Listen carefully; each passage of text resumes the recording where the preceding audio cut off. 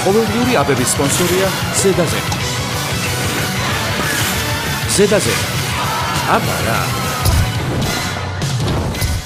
მონტერეი ლუქსის სახურავები. თქვენი სწორი გადაწყვეტილება. საუკეთესო ხარისხი, საუკეთესო ფასადი. მონტერეი ლუქს.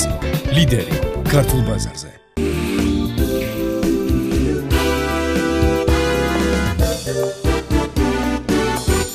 საიმედო ფარმაცია ყველასთვის. სახალხო აფთიაქი.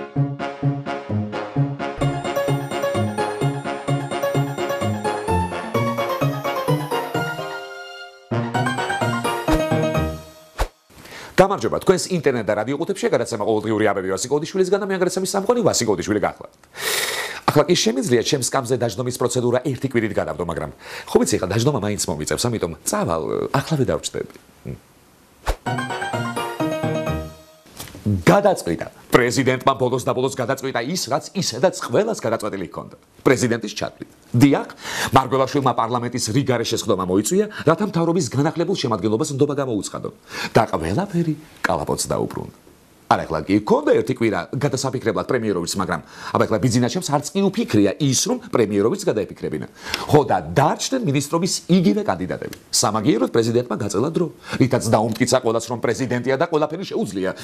უпроსორად თითქმის ყველაფერი. და კიდევ უფრო სწორად, არც არაფერი პრემიეროჩის ნერვების მოშლის გარდა. ხო თორემ აბა ახლა რა ერთკვირიანი ვადა აუწყდა ახლა. უკვე მესამე წელი არაფერზე დაფიქრებულა პრემიეროვიჩი და რაღამ ერთ კვირაში გაუწყდებოდა ღმერთი. მით უფრო როგორც უკვე აღნიშნეთ, არც თავად ღმერთი დაფიქრებულა მაინც და მაინც.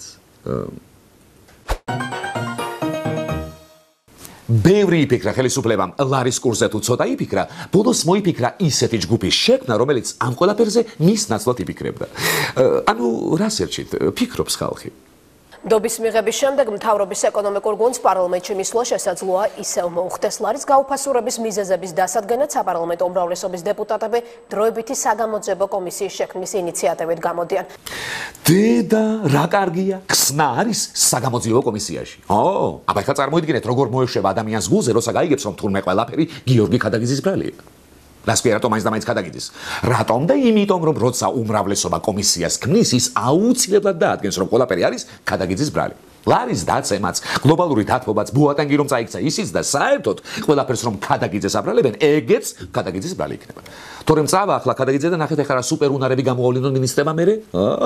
აი მაგალითად ხადური გახდება ფულმენი და მკერდზე ექნება დოლარის ნიშანი და გმირობის ადგილზე რაღაცა ძღინკიან ზეც კი არა მოიკაწრავს ზოგიერთი ვანდალივით. არა, ეს დატოვებს 100 დოლარიანებს, რომ უცხოური ვალუტის რაოდენობა გასავდოს ქვეყანაში. აბა, კვირიკაშვილს კიდევ შხამიანი ინვესტორი უკბენს. 1000 ინვესტორად გადაქცევის უნარი განუვითარდება და 1000-ივეთი ინვესტიციას ჩადებს ჩვენთან. ეგ ზოგადად კი არის ახლა კარგი მიზეზების ძიება, მაგრამ როგორც გამოცდილება გვიჩვენებს, ბოლოს ალბათ ისევ იმ საგამოძიებო კომისიის შექმნა გახდება საჭირო, ვინც იმას გამოიძიებს, ნეტავ რატომ არ იძიებს ეს კომისია არაფერს.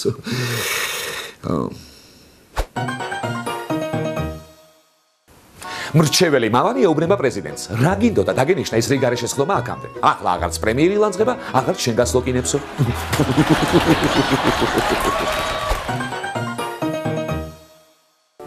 20-30-ის რომელიმე ექსპერტი ამბობს. შემიშვით საგამოძიებო კომისიაში და დავამტკიცებ, რომ არანაირი პრობლემა არ აქვს ლარსო. ანაზღაურება რამდენი გინდაო? მნიშვნელობა არ აქვს, მთავარი დოლარებში იყოს.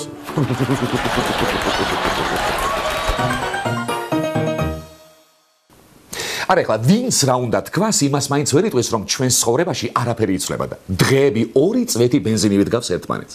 აგერ ბენზინის ფასი ისევ შეიცვალა. რაო? მოიმატა თუ დაიკლო? თქვენს მეკითხებით რა. არა, ბიჭო და დაიკლებდა ახლა რა. ქართულ ბაზარზე მოქმედი 7-დან 4 კომპანიის ბენზინგასამართ სადგურებში ფასმა დღესაც მოიმატა. საერთო ჯამში საწვავის ღირებულება საშუალოდ 10-15 თეთრით გაწევდა. ლოკალური მიზეზებიდან ლარის კურსი, გლობალურიდან კი ნავთობის ფასი უშუალოდ დაისახება ბენზინგასამართ სადგურებზე. ამიტომ არ არის გამორიცხული დღევანდელი ფასი კიდევ შეიცვალოს. მოკლედ ბენზინის ფასი ისევ შეიცვალა. ოღონდ ახლა ამ ცვლილებასაც მთავრობა ნუ დაიბრალებს რა. აბა ვისი ბრალია და აბა ვისი ბრალი იქნება, კაცო. და გავიწყდათ ვის კონდა ბენზინებში წილები და რა adzვირებდა ბენზინს? რა თქმა უნდა, ყველაფერში დამნაშავე ჩემი ნამაღლარი იყო და ყველაფერში დამნაშავე ისევ ჩემი ნამაღლარი. აბა ეს მთავრობა ხო არ იქნება. ხო და ეს მთავრობა მაინც ახლა შეცდომით ვინმე შენ რომ არ დაგაბრალოს რამე ადექი და დროზე დაიჭირე ისჩები ნამაღლარი. თორემ ხო ხედავ კაცო სულ გავიდა თავს. გეგონება ახლა ის ლარი არ ეყოფოდა. ლარი და 5 თეთრი უნდა რომ ჩაიჯიბოს ბიჭმა. ახლა ეს იმანაც რა ქნას კაცო ლარის კურსი დაეცა ნამეტნავა და ახლა ცოტა თუ არ წაუმატა ხო არ იზარალებს არაგაც. მაშინ მთავრობა იცი რა ქენი ლარი გაამყარა. მაგრამ შენ როგორ შეგიძლია? მოდი ისე ნამაღლარი დაიჭირე. მაგრამ აბა ახლა იმას შენ როგორ დაიჭირეთ? ლარი გაამყარე ლარი. მაგრამ აბა შენ ახლა ლარის გამყარებელი ხარ. ისევ ნამაღლარი კაცო, მაგრამ ნამაღლარის დაჭერა არ შეგიძლია. ნუ კაი, არაფერი, იჯექი შენ ჭამე.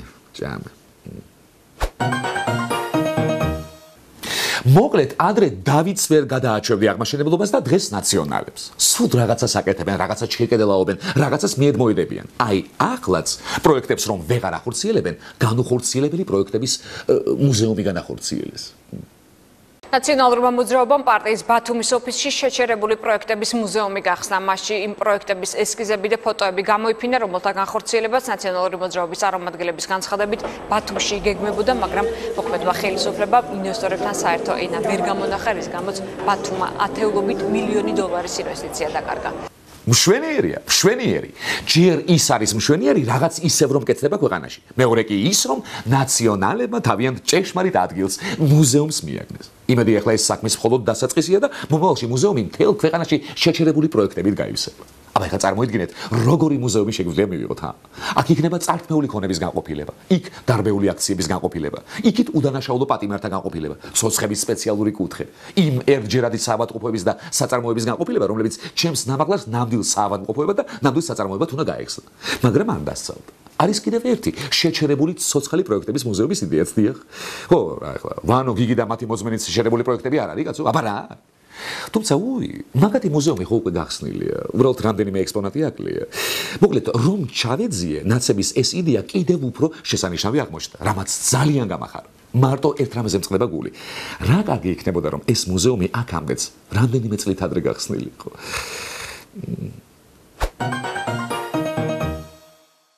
პრემიერს ეკითხებიან, ბენზინი რომ გაძვირდა, ამაშიც ვერ ხედავთ პრობლემასო? და პრემიერი კიდევ ამბობს, ნეტა ერთი რა. ანეგ ბენზინი რაში გჭირდებათ, კაცო? ბატონ ბიძინას ზვიგენი საერთოდ წყალზე ყავსო.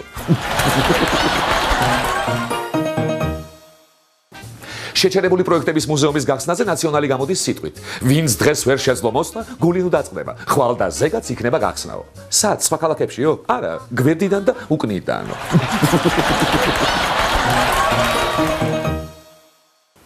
ეს გახდათ გადაცემა ყოველდღიური აბები ვასიკოვდიშვილისგან. ნუ მიიღებთ სხვა აბებს.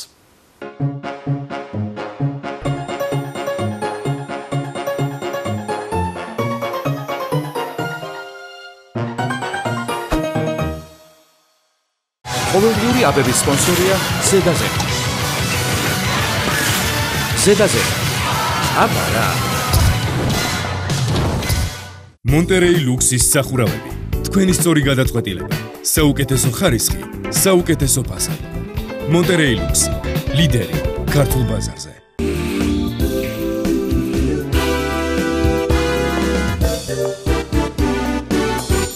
საიმედო ფარმაცია ყველასთვის, სახალხო აფთიაქი.